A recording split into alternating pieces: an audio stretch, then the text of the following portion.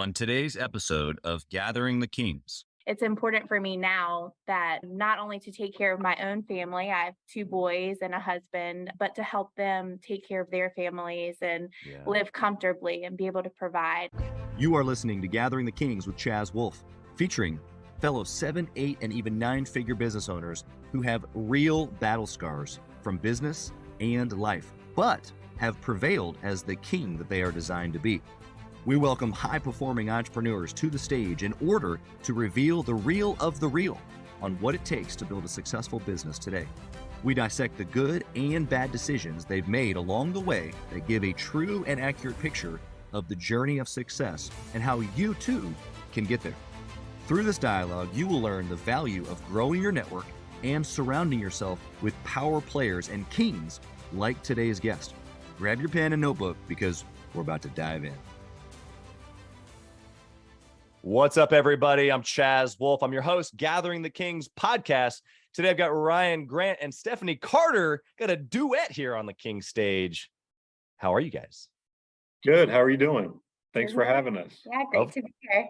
Of course. I'm excited. I've had a couple of duets. I've had some partners. I've had some husband-wife duets, but we got a whole new combo here today. So we'll get into some of that a little bit, but tell us what kind of business that you guys are in, how you guys know each other. Why do I have the two of you here? You want to take that one? I'll start. Yeah. So we're in the garage door industry. We're residential and commercial garage doors, docks, things of that nature. A-1 door company out of Richmond, Virginia. So local, family-owned business, been in business since 2002, but primary focus is garage doors, like Stephanie said. Love it. And obviously you guys, brother and sister-in-law. And so this is a unique dynamic, family, but yet business started by Stephanie's dad. I'm sure we'll get into some of that, but just giving the listener the dynamic here that we're discussing, obviously family, but all kinds of intertwining of family going on here. And so I think that's super valuable. It's going to be incredible opportunity for us to talk about how that's worked and maybe been frustrating. I'm sure we'll get plenty of both of those.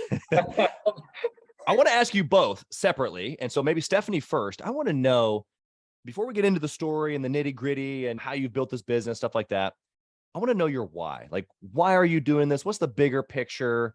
What's really on the inside for you? Is this just a mechanism? Is it really about the garage door? What is this all about for you? Yeah, I started about 10 years ago, and I originally was working at a restaurant, and my dad kept saying, come work for me, come work for me. And I was like, Dad, I love the restaurant business. I'm making cash and it's so much money. And he was like, come work for me, $10 an hour.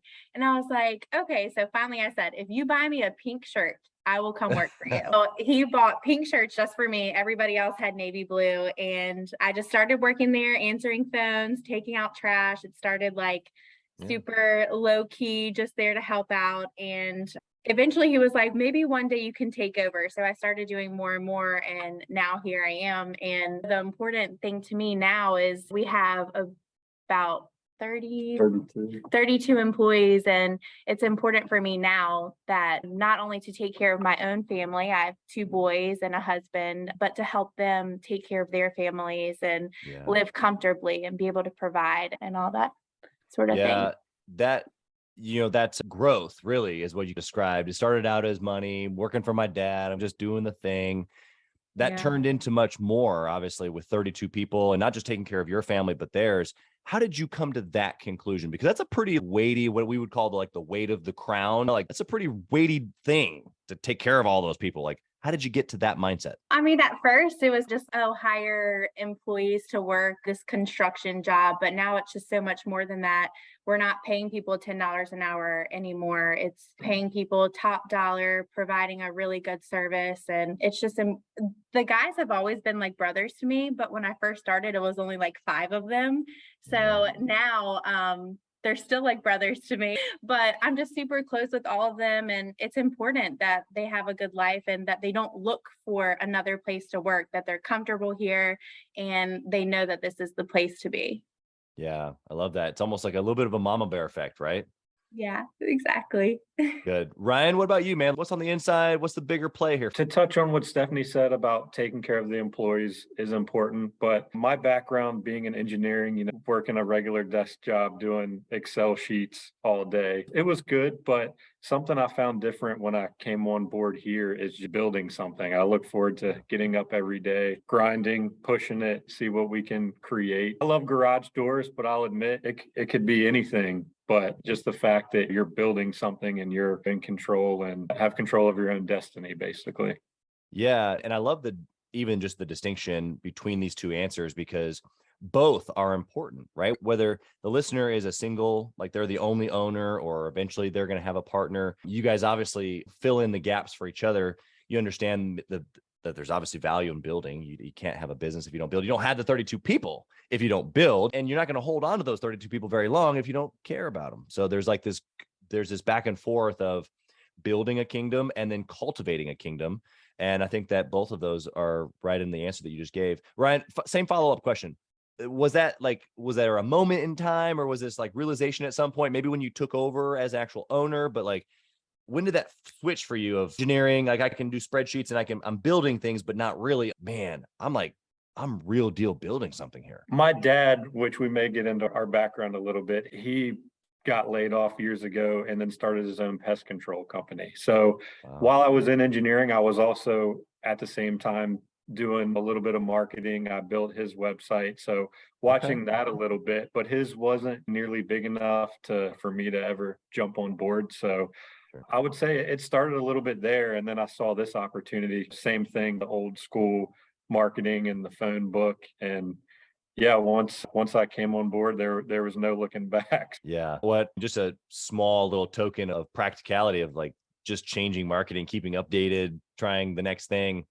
That's part of building. It's tinkering, right? Like it's testing, it's going, hey, what works over here? Oh, it doesn't. Oh, this does. Let's lean in. What could this possibly be? All those things. All right, let's get a little practical into your story. Steph, you talked about this was like your dad's business before. What was it? What was the conversation of you becoming an owner is what I want to know. So a little bit of background on like my dad and how he started. So before the garage door business, he owned 8 video rental businesses, and they Wow. were pretty big. He was very successful with that. I grew up seeing my dad as a businessman in suits and ties and always doing like fun events, going to Vegas. And when that started to decline in the early 2000s, Netflix there. yeah, and honestly, it was Blockbuster first that got really big in our area.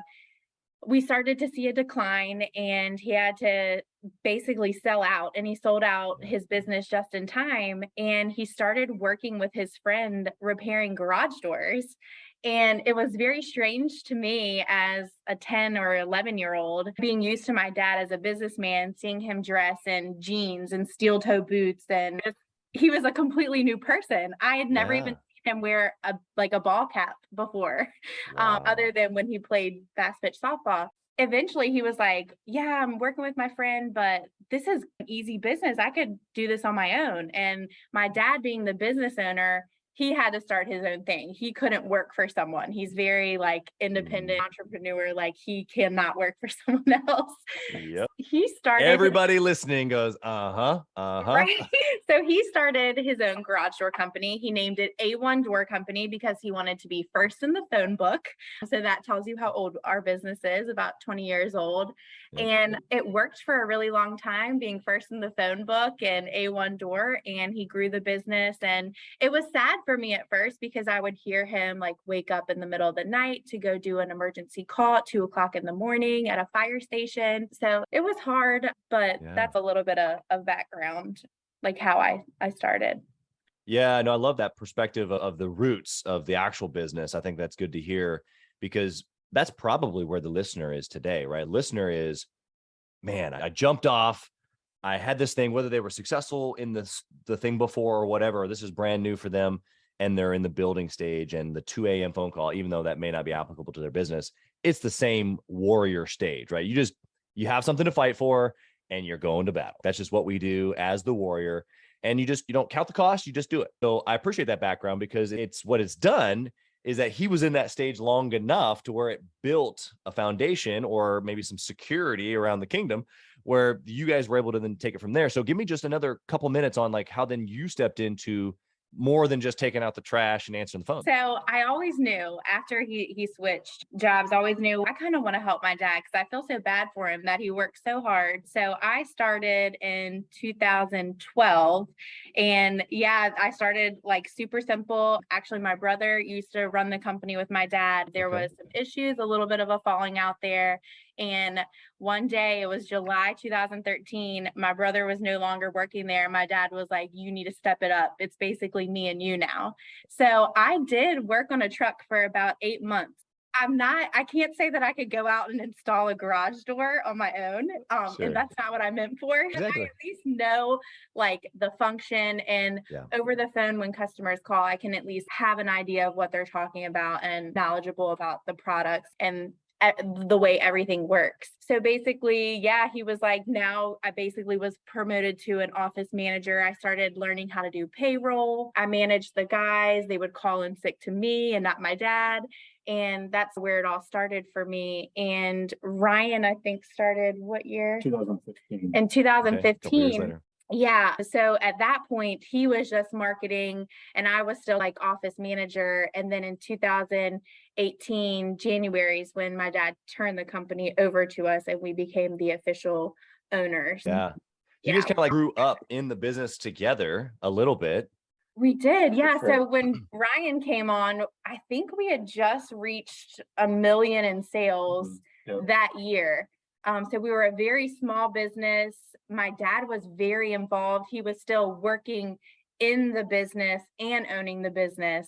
Yeah. And within the past couple of years, we've been delegating jobs out to people and not trying to work 7 days a week, all us. So yeah, it's hard for my dad to see that. He's still here 7 days a week. And but we tried to delegate a little bit more. We had a retirement party for him 2 years ago, cake and everything. He still has not missed one day since that retirement party. No. Wow. He might have taken a cruise too, but Yeah, exactly. There's so much good and also in what you just said, because that's what you just described where your dad was, and probably even still now in his mind is just it's the technician, it's the warrior. It's just what it is.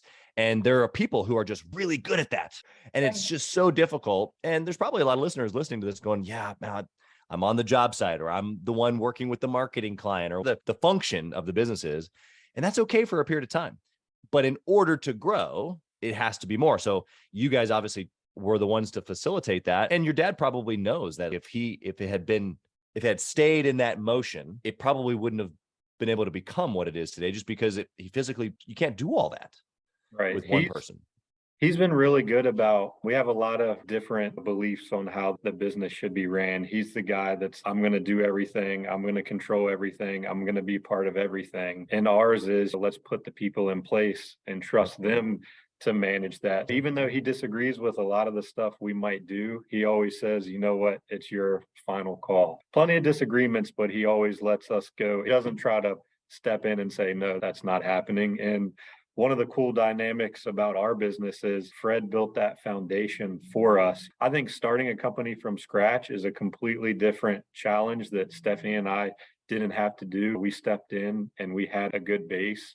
When Fred ran it, probably like most small businesses do, doing everything. But when we took over, I've been on a truck like Stephanie, but not enough you don't want me or Stephanie installing your garage door. I can promise that. We can't overstep that boundary. We have to use the people we have to manage that. And I've tried. Sometimes I'm a little bit embarrassed to say I'm not the best tech in the business when I'm supposed to be at the top. When I've tried to get on the truck, our management team, the guys that, are great at that, they say, no, just stay in your lane, do what you do well, and let us worry about managing the technicians. So it kind of forced us to make that divide.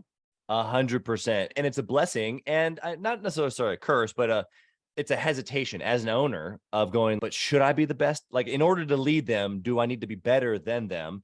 And the answer is no. In fact, find other people who are better than you. And usually that's what, compounds. But for the listener listening right now, whether they either naturally are inclined to bring on other people or they're inclined to just do it themselves, both have to realize that it's just going to take an opportunity of something beyond themselves. And that's really what you guys are representing. Even though the foundation was maybe already laid, it wasn't like all the work has been done for you. There's just another layer that you had to take it to. So I think that actually the story of where it begins with you and then what you guys have done is probably the most valuable to the listener, because the listener is Fred. And we need to help Fred triple and quadruple the business over the coming years, which is exactly what you guys have done. Let's go into just a smidge of practicality. Ryan, I want to go with you first. And I want to know, like, a good decision. Obviously, you came in, we got a little bit of the history there. What was a good decision that you particularly made as an owner early on, that first maybe year or two? You can look back and you go, this changed everything. So when I started, kind of went for the low hanging fruit. We had, I don't even think there was a Google business profile at the time. If there was 0 reviews, no money put into search engine optimization. I think one of the first thing I noticed that y'all were paying a Google Ads management company, and they actually let it expire, or the credit card expire, and it was turned off for a month, and they were wondering why business had slowed. And I saw that, hey, the ads aren't running. So a lot of low hanging fruit with digital marketing, I would say. That was a quick boost of revenue just from that. Another one of the first things was, and I'm sure you can touch on how they did y'all were doing the scheduling with daily planner, calendar, writing down, handwriting every technician's jobs for the day. So I remember we quickly went to a CRM that could do the online scheduling, route optimization, that kind of thing. I would say first few things were easy digital marketing, especially with Google, and getting on some type of CRM and not doing things by hand anymore. Yeah, my follow-up question to you on behalf of the listener, they're okay. They know they should be on Google. Maybe they are, because that's pretty simple, but they're not doing SEO. They're probably not paying for any digital advertising. That's probably a little scary. The CRM, it's like, do I really need that? I'm not over $1 million yet. Really, how much time can that save me, or how much does that help me grow? What would you practically say to that person who's having those thoughts about those two things that you just said? There's plenty of affordable ones out there that can do what a small business needs you to do. Actually, the first one we did was Jobber. And I still, even though we don't use it anymore, we've moved to Service Titan. I still have that membership active because we're a legacy member, and it's like $39 a month for unlimited users. So back then, $39 a month got us off the paper planner and onto the CRM. So what's the value for the business, whether it's 39, or I know Service Titan's obviously quite a bit more, but what's like, why do they need to make that shift? I think it's priceless, just especially where we're at now with the KPIs we can track. Each technician's got a scorecard. We can drill down to their billable efficiency, which is how many hours they've billed out versus how many hours they were clocked in. We pay a lot of money now for our CRM, 10 times what we used to pay, but like I said, I think it's priceless to be able to do that, especially when customers call in to be able to type, they say, you installed my door and I've got this issue, to quickly look up and find them. Especially now with the ones that send out review requests automatically after the invoice has been done. So you don't have to rely on you or the techs physically ask the customer. That's one of the best dollars we spend is on our CRM.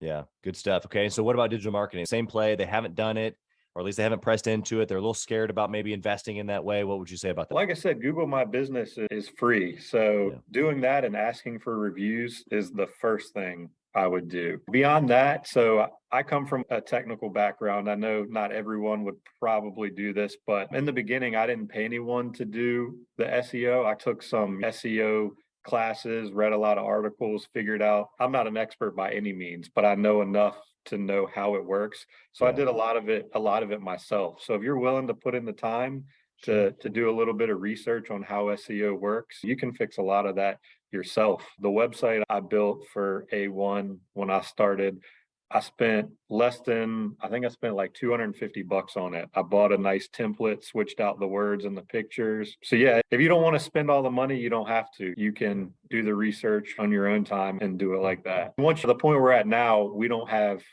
have time to do that like I used to. We've delegated that to, other companies to manage that. But at least now we've gone through several. I know enough to know when someone's taking advantage of us and when someone's doing what they're supposed to. So I'm glad I did take the time to learn some of that stuff in the beginning.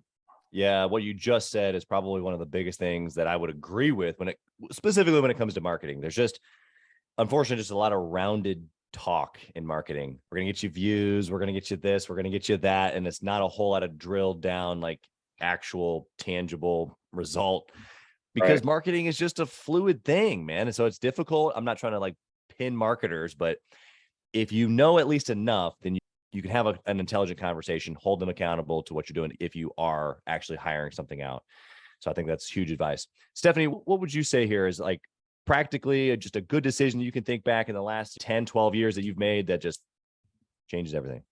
Yeah, Ryan might kill me for saying this, but I always say the best decision I ever made was hiring Ryan, just because, and he stole some of the things I was going to say, because honestly, we were doing the paper schedule. I was writing every time somebody called, I wrote their name, their address, didn't ask for their email, just scheduled it, gave the paperwork to the guys every morning. They were like physically clocking in. Now we have on our CRM system, they clock in there. We can track them. We have GPS. It's just so convenient. And we stay connected with the customers now. I would have never known how to do any of this. I was just the waitress who started working for my dad and needed someone like Ryan to come help. So I tell him often, and I know he doesn't take compliments well, but he was the best thing for our business, just because we started when he came over, we had just reached 1 million, and now we're projected to do about 7 million this year. So in just that short amount of time,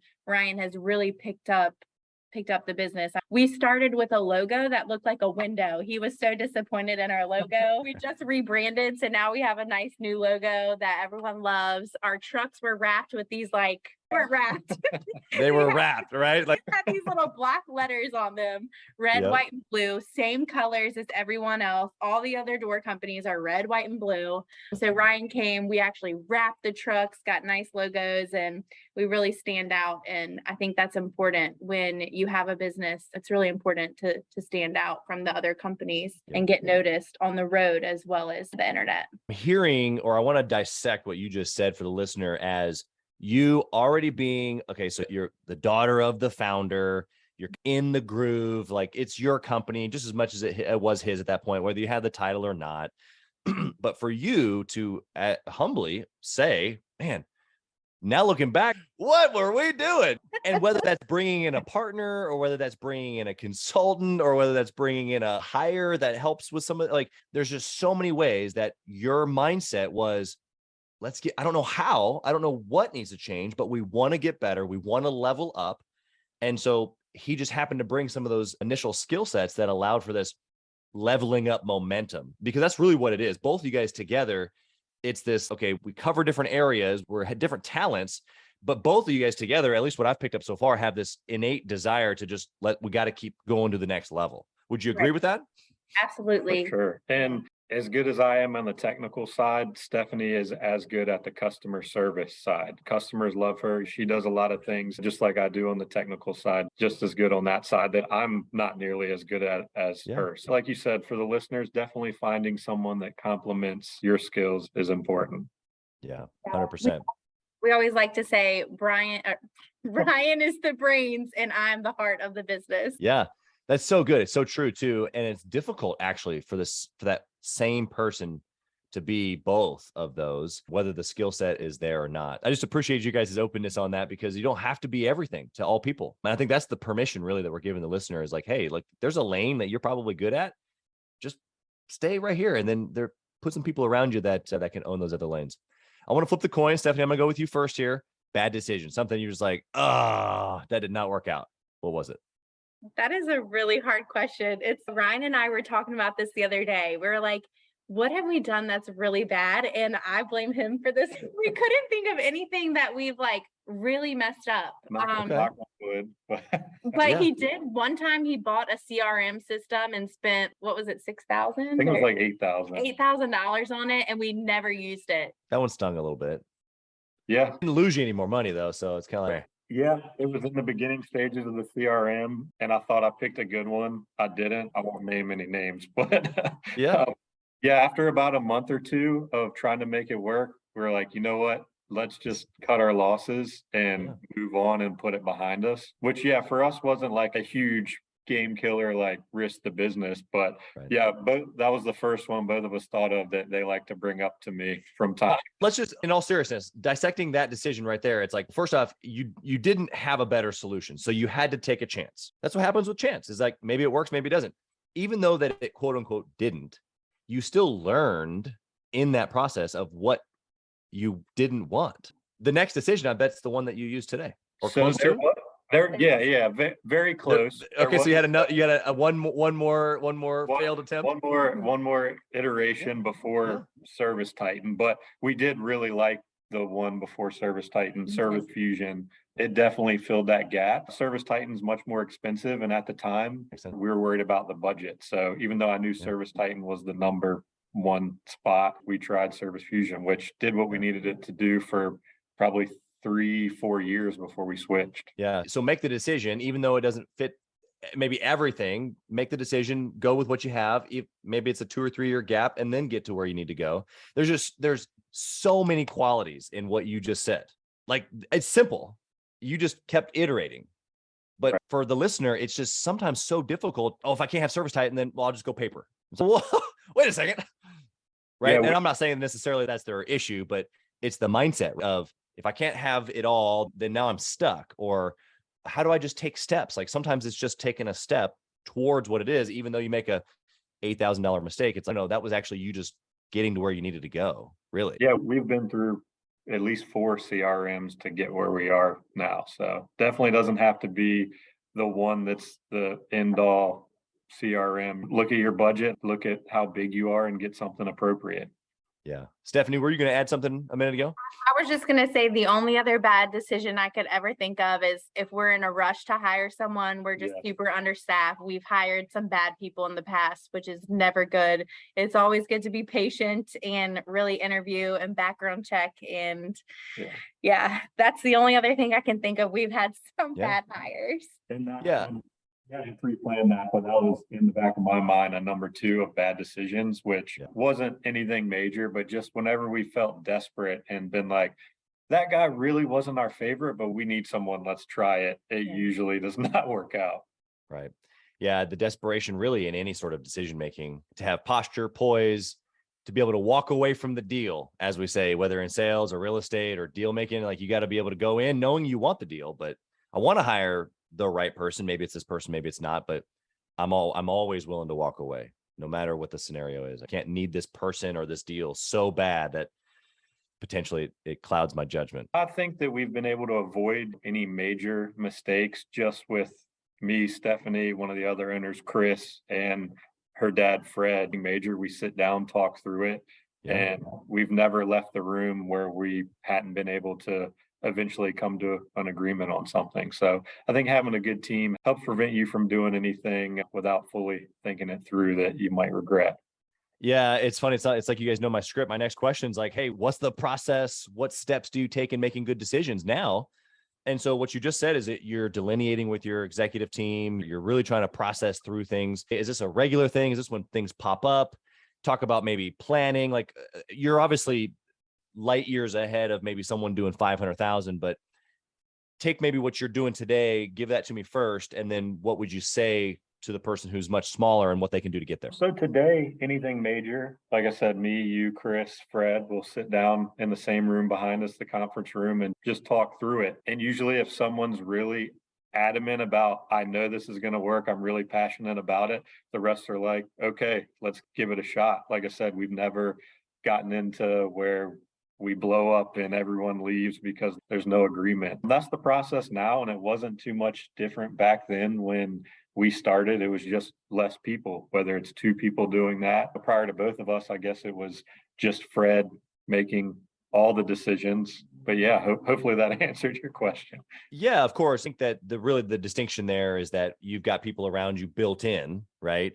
So for Fred, when he didn't have anybody, or the listener who maybe doesn't have anybody, what would be your suggestion? Because really what you've talked about is this the value of multiple minds and dissecting things and opinions and experiences and this delineation of this thing. And you kind of work it out. And then, hey, once we've put it to a good work, does it still make sense or does it not? And if it does, let's give it a shot. But guys that are out there doing it by themselves don't have that. So what would you say? I would say once you get to a point where you can bring someone on, it's definitely worth it. I haven't ran into any huge successful companies that still just have that one guy making all the decisions at the top. So I think it's important once you do reach that point, where for us was probably Fred made all the decisions himself up until that $1 million mark, but that was around the time he could afford to bring Stephanie on. They could afford to bring me on. Yeah. But yeah, recognizing when you reach that point. And for us, it's never been about getting rich. So we're not super protective. Maybe we should be more protective of the equity. And like I've told you before, when we recognized we needed to bring on a team member, we were willing to give up some of that equity to make sure we had the right guy, on our team. Yeah. I was going to add also, we read a lot of books and we go to seminars and we learn from other people's mistakes. And Yeah, good point. Maybe if you can't bring someone on, find someone else that's maybe not a direct competitor in your same industry that's willing to let you bounce off ideas and have that same strategy, just they don't technically work for you. there's a big heating and air company that Ryan just went to tour a few weeks ago. So we lean on other companies in similar fields to try to see what works for them and how we can help each other. Yeah, that's such a great point. I love it. I'm going to go over to the speed round. And my first question may be a little difficult. And with you guys having different parts in the business, are probably going to give me different answers, which I love. Stephanie, I'm going to ask you first. If you could only track one thing forever and ever, what would it be? So I would say, I guess we're big into profit. We like to see like our profit and how profitable we are. I guess that would pretty much be it. That's the one thing. Before Ryan started, I had no idea anything about profit. I was just like, oh, we're making a ton of money. I'm making $15,000 bank deposits. We're rich. But now our profit is important because we like to profit share with our employees and make sure that everyone's taken care of. So profit is very important. We've had to up our price a lot in the last 2 years because of COVID. Everything got a lot more expensive and it's hard to go up on price, but you have to still be profitable through the pandemic and with all the increases. So it's hard and it's hard to basically put it off on your customers, but most people understand that everything is going up, especially food and gas and all that. Yeah, that's business, right? If you're going to come in and provide a service, not just a service, because they could get probably a garage door service, a quality service that is actually going to solve the problem, that's actually going to give them what they need, that's actually going to be there in 5 and 10 years when they need you again. That's what they're paying for. And that's obviously you and I both know this, but I'm breathing some confidence into the listener who's thinking that same thing. Oh man, they probably don't even know their margins. Let's just be honest. Like you said, early on, you're just flying by the seat of your pants and you're not necessarily paying attention to margin, but you think you're making money and money's coming in and out and whatnot. But the reality of it is that you do need to raise your price so that you can hire the right tech and so that you can hire the office staff and so that you can provide good quality service and so that you'll be around in 5 or 10 years and actually offer a guarantee on your work. Like all these things you don't think about necessarily maybe as a consumer, but as a business owner, these are all the pieces that make up the whole puzzle. Ryan, do you want to add anything to that? Yeah, obviously profit is probably the number one for any business, but beyond that, I would say I like to watch our reviews. That's something that we started with 0. And I think was it last week, we actually crossed 1,000 Google reviews, which was huge for us. Yeah. Anytime there's something that's always been important to us is making sure the customers are happy. So literally when there's a problem that someone in the office, we all sit up front close together, has, like everyone jumps up, comes out of their office and we're trying to solve it. Definitely reviews. I think that tells us how our technicians are doing, how the customer service is going.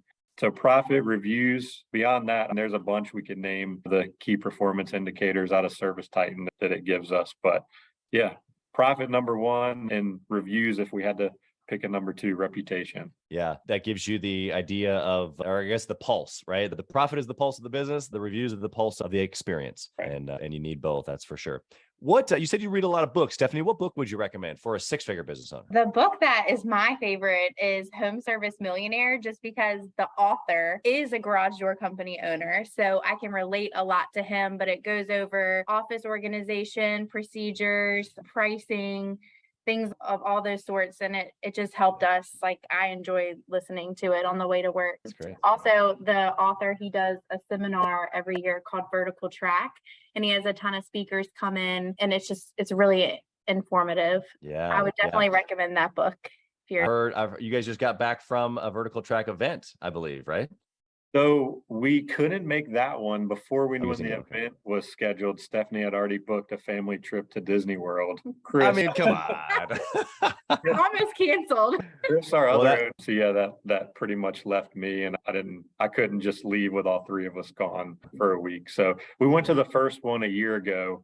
Okay. But yeah, we'll definitely be at the next one. We just couldn't make this one. And plus, we learned so much at the first one that I'm still trying to implement. I couldn't imagine like cramming in any more on our to-do list. So that was huge for us, networking and meeting some other business owners. I think sometimes it's scary if I didn't attend that, which we almost didn't the first one, how far back that would have set us. It might have taken me 10 years to realize what we need to work on if I would have ever learned it.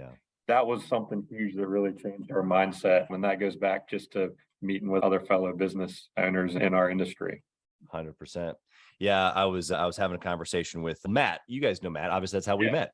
Yep. Matt was there. He got to open up the conference. Actually, he was the initial speaker, and obviously that fired him up. But yeah, I think that the moments in time that we have to be able to capture the knowledge of other owners, their experience, their ups and downs is huge. I agree. Would you add anything to the book recommendation, Ryan, from your perspective? Some of the business books are hard to get through, but one that I really enjoyed, I couldn't wait to get in the car in the morning and fire it back up in the last year, was Built to Sell. That was one that I found entertaining and informative. Just going through a real scenario where the guy's business, he wanted to sell it, found out it was worth nothing because he was the one guy doing everything. And selling a job. Went through step by step of focusing on what he's good at, getting a procedure in place and managing instead of doing. And then, it's not even about if you want to sell, just running it like you are going to sell, and having that option down the road is huge. So that's one I really enjoyed. Yeah, it's a good book. The mindset, philosophy, everything that you just spouted off at is a really incredible page turner just in general, because like you said, most guys don't think about first off, what is my exit? Do I sell? Does it get passed down to my children? What is the next move? Because it will be here, whether that's in 30 years or in 3 years, it will be here. And if you're not building something now for that, it's really tough to go, hey, I think I don't want to retire. And crap, we got to get our P&L together and this and that and the other. And we should have been preparing to exit or sell years ago, especially in that way where it's what is even valuable?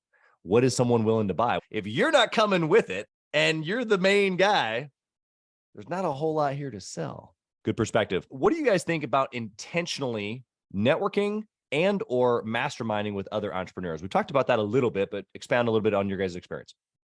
Yeah, like I said, that's been the number one thing I look at and think, wow, if I didn't start getting involved with meeting and talking with other garage door owners, where would we be? We had a totally different mindset before, more of let's just bring in on technicians and let them fix the stuff and keep trying to grow. One of the biggest things is training them on sales. That's something that we never really considered. Wait, they're not technicians, salesmen that can fix garage doors. So being able to truly serve the customer with all of their problems, not just having someone say, oh, that's the one broken hinge, let me fix that and get out of here. So yeah, that's been everything to us as far as networking with other businesses. If you're not, I don't see how you're going to cap out at a certain point unless you're doing that. So that's definitely something everyone should do. 100%. Steph, you want to add anything to that? You pretty much covered it, but yeah, connecting with other business owners, that's just, you learn from their mistakes. And that's helped us a lot because we listen to what other people did that didn't work for them and we steer clear. Yep. It's the no-go zone. I love it. We don't have to make the mistake again. I find though, as a stubborn entrepreneur myself, that sometimes we we see the no-go zone and we like to like tiptoe over there and take a look and see how bad the accident is. And it sucks us in sometimes, even though we know we shouldn't. We have to learn it for ourselves sometimes, which is not necessarily a trait I'm saying that we need to hold on to. I think every entrepreneur can relate to that, though. I was listening to a podcast the other day and they were like, don't hire friends, don't hire friends. And we have interviewed like so many different girls for the office. We have all friends in the office. They're all like my sister's best friends. And it doesn't work for other people, but it's worked great for us because your friend, these particular friends actually care about you and the business and the well-being of everyone. So we have I would challenge you to say that you care about them.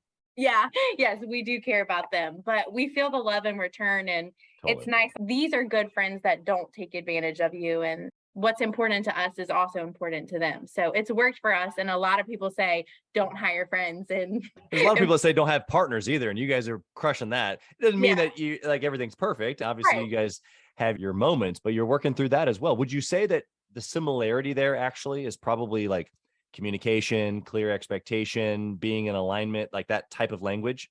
Yeah, absolutely. Definitely the organization to know what is expected of you. And that's helped a lot. And we have good communication. We're not afraid. We're close enough that we're not afraid to say what we're thinking. We've gotten into plenty of arguments in the past, but I know every time we argue, we know we're eventually going to get over it and come to a resolution. So never goes too far. Yeah. It's a commitment to the relationship. One's not going to just throw in the towel. And that can happen obviously with the other friendship. It doesn't have to be family or even ownership. It's no, we just are committed enough to each other to know that even in this moment, I don't like you. I love you beyond that. And I know we're going to come back together eventually. That speaks volumes to your guys' character and how you guys run things. One last question, and I'm going to give Stephanie the honors of hearing your answer, Ryan. So she has Ryan, if you could whisper in the younger Ryan's ear, what would you say? Honestly, it would have probably been to start networking earlier, like right away, start reaching out to other business owners, even not just garage door guys. Like Stephanie said, there's a pretty big HVAC company that's the biggest company around here out of any home service. I actually guessed his email with first and last name and the domain. And I was like, I'm just going to shoot an email and see if it makes it anywhere. And he was like, yeah, come by. I'll give you a tour and tell you anything you want to know. That's something I feel comfortable doing now. But had I done that 5, 6, 7 years ago, I could be ahead of where I'm at now. And maybe that's something with confidence now versus back then being new. But I found there that people like helping other people. So I don't think you can go wrong, at least shooting your shot and seeing who's out there that's willing to help you. Yeah, 100%. I love that perspective. Stephanie, same question. If you could whisper in the younger Stephanie's ear, what would you say? That's a good question. You gonna help me out? I would say one thing we didn't bring up that's been tough on us that you don't hear a lot of owners ever talk about on podcasts. You hear owners are working 60, 80 hours a week. And I would love to be able to do that. But one of our challenges, we all have young children. I've got a 1 and a 4-year-old. You've got a 3 and a 6-month-old. All of our management team has young children and we're pretty young ourselves. I feel like we've matured a lot in the last couple of years and really focused on the business. I feel like maybe me and you both back then, maybe that's just part of the process, but I feel like really getting into it is something that maybe we could have done a little earlier. Yeah. You mean take the business more seriously? A little bit, but like I said, we were a lot younger 6, 7 years ago. And yeah, it's just been tough. I feel like a lot of other business owners are older than us. Their kids are older. They've had time to mature. And I know me personally, back then, I was still trying to go out, have fun, didn't have any kids. Got it. Now we've got young kids and it's even harder to find time. So. I was gonna say, now you have to make that time management tool work for you. Yeah, I would say that maybe I would say it's okay to go big because when we originally bought our new building, we were like, that's way too big. We're never going to fill the space. And now we're busting out of the building. Yeah, maybe I would tell myself it's okay to go bigger because the sky's the limit. Wow, what a way to end. I got the chills. I'm freaking fired up.